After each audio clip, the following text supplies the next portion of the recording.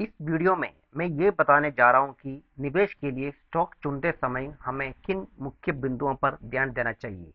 आमतौर पर शुरुआती निवेशकों को ये जानकारी नहीं होता है कि शॉर्ट टर्म और लॉन्ग टर्म इन्वेस्टमेंट के लिए स्टॉक को कैसे चुना जाए।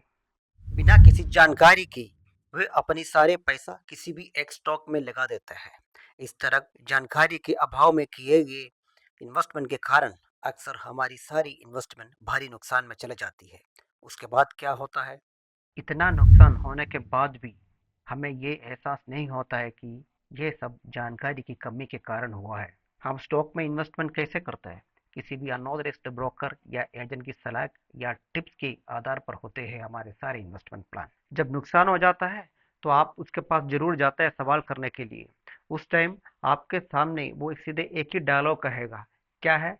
Stock market investment are subject to market risk. बस यही सुनने के बाद में आपके पास पीछे हटने की कोई रास्ता नहीं रह जाता है। एक सच मैं बता रहा हूँ, अगर आर्थिक नुकसान बड़ी राशि में हो तो कोई भी व्यक्ति मानसिक रूप से टूट सकता है, और मानसिक रूप से टूटा हुआ व्यक्ति बहुत आसानी से किसी का भी प्रभाव में आ सकता है।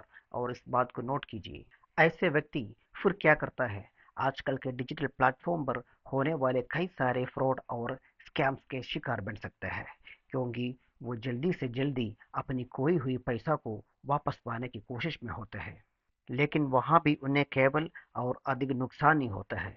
यह स्थिति इतनी शर्मनाक होती है कि वो किसी से शेयर भी नहीं कर सकता है।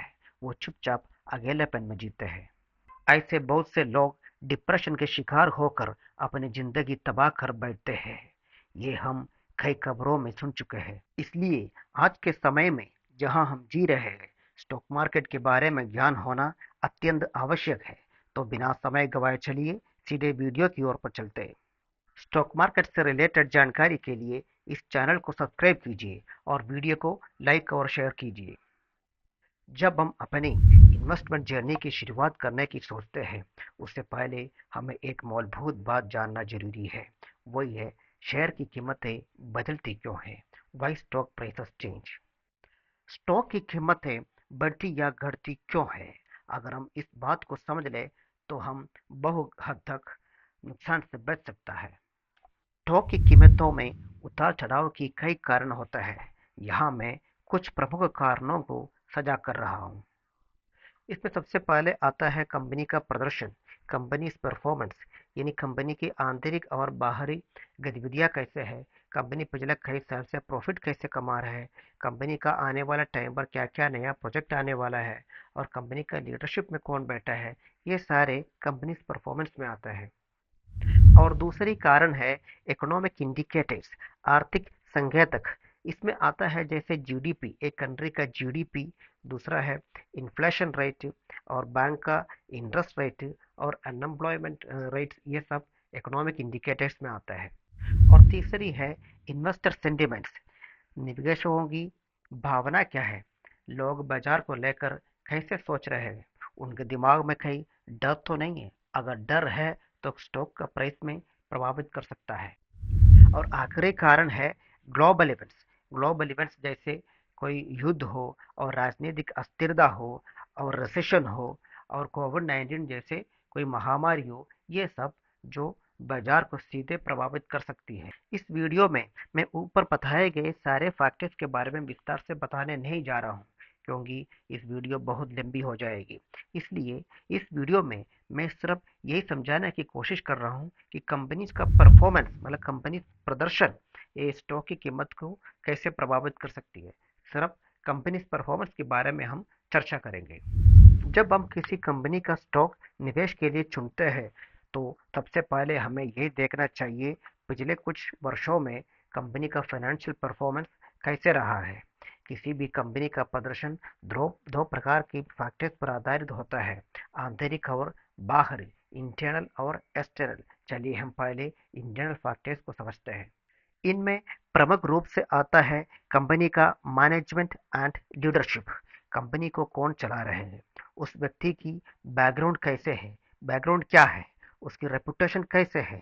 अगर किसी कंपनी का नेतृत्व ईमानदार, अनुभवी और विश्वसनीय व्यक्ति कर रहे हो तो आमतौर पर उस कंपनी का प्रदर्शन अच्छा ही होता है और इसका सीधे असर पड़ता है स्टॉक की कीमत पर, यानी कीमत सीधे ऊपर चले जाती है।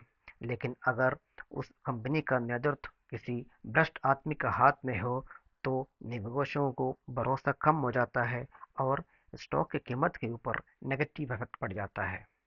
ये पहला और सबसे अहम बिंदु है। इंटरनल फैक्टर्स में दूसरी है ऑर्गेनाइजेशन एंड वर्किंग कल्चर। जब हम किसी स्टॉक में निवेश करने की सोचते हैं तो हमें उस कंपनी के बारे में पिछले कुछ वर्षों की खबरों और रिपोर्ट्स की अच्छी तरह जांच लेना चाहिए। क्या उस कंपनी से जुड़ी कोई नेगेटिव न्यूज़ आई थी? क्या उस पर कोई बैन या पेनल्टी लगाया था? अगर उनका कोई प्रोडक्ट में कोई खराबी या डैमेज हुआ था, अगर ऐसे कुछ हुआ तो कंपनी ने उस पर कैसे प्रतिक्रिया दी? क्या उन्होंने अपनी गलती को स्वीकार किया था? क्या उन्होंने प्रोडक्ट को रिकॉल किया था? क्या उन्होंने कस्टमर सेटिस्फैक्शन के लिए कोई कदम उठाया था? देखिए, बिजनेस में गलतियां होना स्वाभाविक होता है, लेकिन सबसे महत्वपूर्ण बात यही है कि कंपनी उस गलती से कैसे निपटती है। यही बात हमें यही समझने में मदद करती है कि कंपनी भविष्य में मुश्किलों को कैसे संभालेगी। इंटरनल फैक्टर्स में तीसरी है एम्प्लॉय एंगेजमेंट। इसे समझना बहुत ही सरल है। आप सोचिए, उस कंपनी में नौकरी पाना कितना कठिन है। अगर नौकरी पाना आसान है तो शायद वहाँ की वर्क कल्चर में कुछ कमियां हो सकती है। लेकिन अगर किसी कंपनी में नौकरी पाना मुश्किल है और लोग वहाँ काम करने पर गर्व महसूस करते हैं, तो इसका मतलब है कि उस कंपनी का ब्रांड वैल्यू और आंतरिक वातावरण काफी अच्छा है।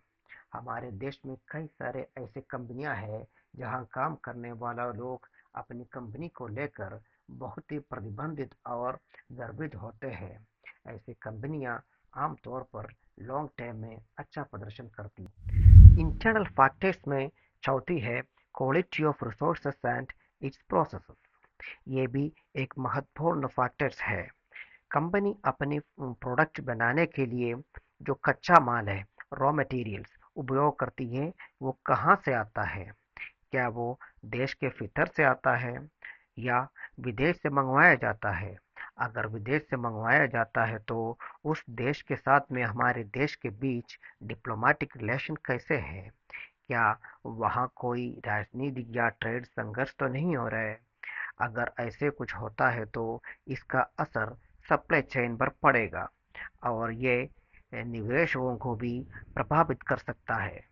अगर देश के भीतर से आता है तो क्या हमें ये देखना चाहिए क्या उस क्षेत्र में अक्सर कोई नेचुरल कलामिटी तो नहीं आता है जिससे उत्पादन बाधित हो सकता है। इन सभी पहलुओं को हमें लॉन्ग टर्म इन्वेस्टमेंट से पहले गंभीरता से देखना चाहिए। लेकिन इंटरनल फैक्टर्स की जानकारी बहुत सीमित होती है। एक निवेश के रूप में हमें कंपनियों के आंतरिक पहलुओं मतलब इंटरनल फैक्टर्स की जानकारी अक्सर नहीं मिलती है क्योंकि ये आम जनता के लिए उपलब्ध नहीं होता है। इसलिए एक निवेश को खुद रिसर्च करके ही ये जानकारियां जुटानी पड़ती है।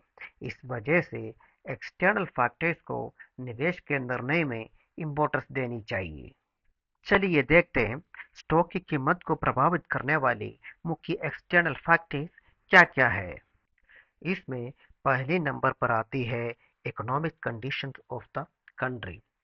जब हम किसी कंपनी में निवेश करना चाहता है तो हमें सबसे पहले अपने देश की मौजूदा आर्थिक स्थिति को समझना चाहिए। मतलब क्या भारत की अर्थव्यवस्था विकासशील है? क्या हम आर्थिक रूप से आगे बढ़ रहे हैं? निवेश करने से पहले ये जरूर देखना चाहिए कौन कौन सा सेक्टर्स अभी तेजी से बढ़ रहे हैं या भविष्य में विकास की अच्छी संभावना रखता है। हमें उन्हीं सेक्टर्स में निवेश की योजना बनाना चाहिए। इसमें दूसरी नंबर पर है मार्केट कंपटीशन। मान लीजिए आप एक कॉर्नर मदा कंपनी में निवेश करना चाहता है तो आपको देखना चाहिए उस कंपनी के साथ में कंपटीशन में कौन कौन सा कंपनियां हैं, उनके प्रोडक्ट्स की क्वालिटी और परफॉर्मेंस कैसी है, क्या वो कंपनी अपने हर नए मॉडल से मार्केट में स्थायी प्रभाव बना पा रही है? कुछ कंपनियां के प्रोडक्ट बाजार में बहुत प्रचार पाते हैं, लेकिन कुछ ही समय में गायब हो जाता है, जबकि कुछ कंपनियां लंबा समय तक मजबूत पकड़ बनाए रखती है। इसी प्रकार किसी भी सेक्टर में निवेश से पहले हमें उसके लंबे समय की ट्रैक रिकॉर्ड का मूल्यांकन जरूरी है। तीसरा फैक्टर है टेक्नोलॉजिकल एडवांसमेंट। टेक्नोलॉजी में होने वाले बदलाव भी स्टॉक की कीमतों पर असर डालता है। हमें सोचना चाहिए कौन कौन से सेक्टर्स को नई टेक्नोलॉजी से फायदे होने वाला है। उदाहरण AI, robotics, blockchain, 5G, satellite communications, biotechnology in agriculture जैसे। इन बदलावों का असर धीरे धीरे दिख सकता है, लेकिन इनका लॉन्ग टर्म ग्रोथ पोटेंशियल बहुत ही ऊंचा होता है। जैसे आईटी सेक्टर का स्टॉक, अगर आपने 10 साल पहले इनमें निवेश किया होता तो आपके पास अच्छा रिटर्न होता है आज। अब आपको लगेगा ये सब बात मैं कितनी आसानी से कह रहा हूँ, लेकिन एक आम आदमी के लिए ये सब करना बहुत मुश्किल काम है। नहीं, ऐसे नहीं। एक कंपनी का एनालिसिस कोई भी कर सकता है। उसके लिए हमें कुछ बेसिक टर्म्स को समझना होगा, जैसे कि कंपनी का प्रॉफिट। इसमें हमें ये देखना चाहिए कंपनी के पिछले 3 साल की रेवेन्यू और प्रॉफिट कैसे है।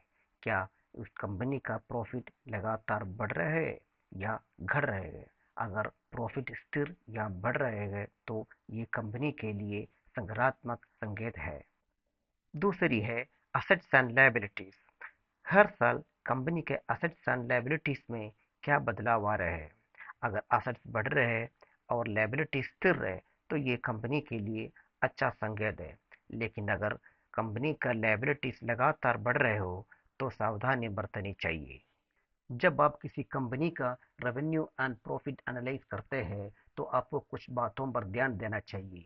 मान लीजिए आप किसी कंपनी का प्रॉफिट एंड रेवेन्यू चेक कर रहे हो और आपको रेवेन्यू और प्रॉफिट में अच्छा इंक्रीमेंट नजर आ रहे हैं। इसका मतलब ये नहीं है कंपनी बिल्कुल अच्छा परफॉर्म कर रहा है। आपको साथ साथ में कंपनी का असेट में भी ध्यान देना चाहिए, क्योंकि अगर ऐसा हो कि रेवेन्यू और प्रॉफिट बढ़े हैं लेकिन असेट कम हुई है तो इसका मतलब ये हो सकता है कि कंपनी ने अपने कुछ असेट बेचकर लाभ कमाया है। ये स्थिति खतरनाक हो सकती है, क्योंकि हमें कंपनी का ऑपरेशन से उत्पन्न हुआ लाभ चाहिए, न कि सिर्फ असेट बेचकर कमाया गया प्रॉफिट। अल्प ज्ञान खतरनाक होता है, ये कहावत निवेश पर भी लागू होती है। एक्सटर्नल फैक्टर्स का सही विश्लेषण और कंपनी की फाइनेंशियल स्टेटमेंट की जांच करना एक सफल लॉन्ग टर्म निवेश के लिए जरूरी है। आप जो भी निवेश की निर्णय ले वो जानकारी के आधार पर होना चाहिए, न कि केवल भावनाओं या अनुमान पर। एक कंपनी का फाइनेंशियल स्टेटमेंट लगभग 500 पेज तक का हो सकता है। क्या एक आम निवेशक ये 500 पेज का फाइनेंशियल स्टेटमेंट पढ़ सकता है? उससे पहले हम देखते हैं एक कंपनी का फाइनेंशियल स्टेटमेंट्स में क्या क्या हो सकता है। एक फाइनेंशियल स्टेटमेंट के अंदर बहुत सारे कंपनी के डाटा होता है, जैसे balance sheet, income statement, cash flow statement, profit margin और वर्किंग कैपिटल जैसे। एक आम व्यक्ति के लिए इन्हें पढ़ना और समझना कठिन हो सकता है, इसलिए निवेशकों को कुछ की रेशियोज पर ध्यान देना चाहिए, जैसे कि price to earning ratio, price to book value ratio, डेब्ट to equity ratio, return on equity, return on capital employed, current ratio और कस्टमर एक्विजिशन रेट। हम इन सभी रेशियो के बारे में अगले वीडियो में विस्तार से चर्चा करेंगे। एक समझदार निवेशक को इन रेशियो की जानकारी अवश्य होनी चाहिए, खासकर जब वो किसी स्टॉक में पैसे लगाने वाला हो। अगर आपके पास समय नहीं है या आप कोई नौकरी करते हैं और खुद से इतना रिसर्च नहीं कर सकते हैं, तो आपको एक सेबी द्वारा रजिस्टर्ड रिसर्च एनालिस्ट की मदद लेनी चाहिए। ये एक समझदारी भरा कदम होगा। इस वीडियो में हमने यही चर्चा की किस तरह कंपनी का प्रदर्शन मतलब कंपनी का परफॉर्मेंस स्टॉक की कीमत को प्रभावित करता है। अगले वीडियो में हम बात करेंगे इकोनॉमिक इंडिकेटर्स का स्टॉक की कीमत पर क्या प्रभाव पड़ता है। स्टॉक मार्केट से रिलेटेड जानकारी के लिए इस चैनल को सब्सक्राइब कीजिए और वीडियो को लाइक और शेयर कीजिए। धन्यवाद।